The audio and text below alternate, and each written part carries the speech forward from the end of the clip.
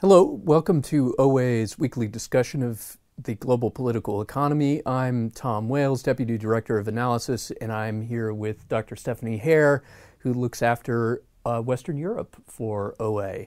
Now, Steph, we've been focused on the issue of corporate brand exposure to political risk contingencies. These can be things like exposure to nationalist animus against the perceived national identity of a brand. This is something that came up during our Global Horizons conference 2 weeks ago, and it's something that we follow in our day-to-day work. Can you give us some examples, some recent examples of how this risk has manifested and the consequences for the brands involved? Sure. I mean, we started really focusing on this last year with the Arab uprisings. We were looking particularly at internet service provider companies. We looked at Google, we looked at Twitter, but we also looked at classic telecoms companies such as Vodafone and France Telecom, which got really caught up in the whole story, particularly in Egypt, and they had to make a decision as to how to act.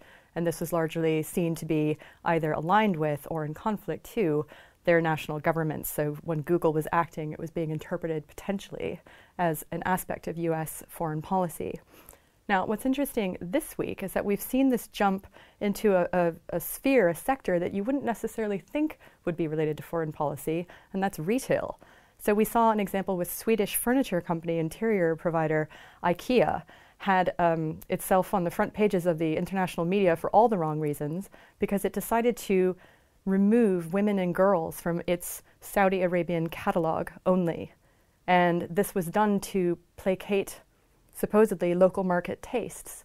But of course, the blowback in IKEA's home market of Sweden, and indeed all of Western Europe and the United States, was pretty fierce, actually, and it involved government responses, and IKEA's had to not only come out and apologize, but look at really its strategy and its marketing campaign going forward. And we've also seen examples of this with the Japanese clothing company, Uniqlo. So there's some real risks here for firms that perhaps had thought that this was really just something more for the more 21st century fast techie companies. It's not. It's something that affects every company that operates globally.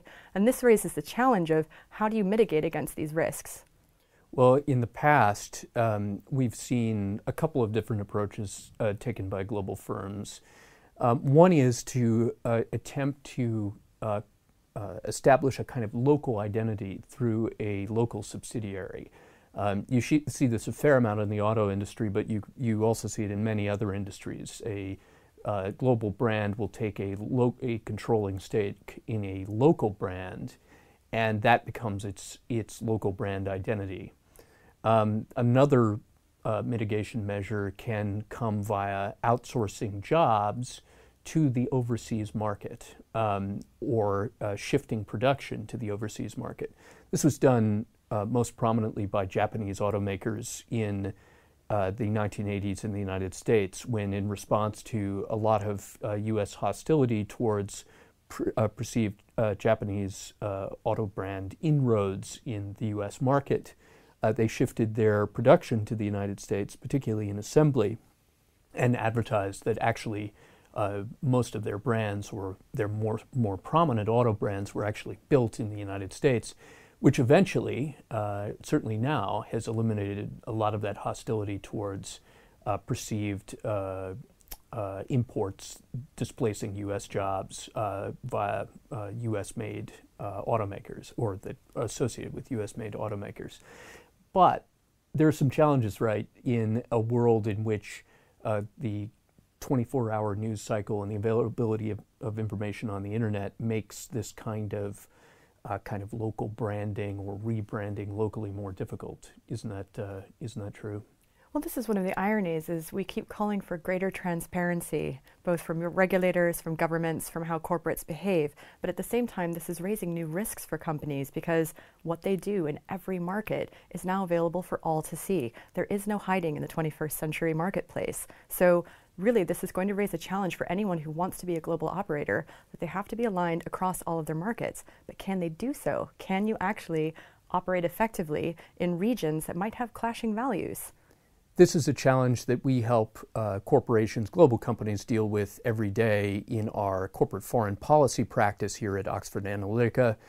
On behalf of Stephanie Hare, I'm Tom Wales. Thank you for joining us this week. Join us again next week for another discussion of the global political economy.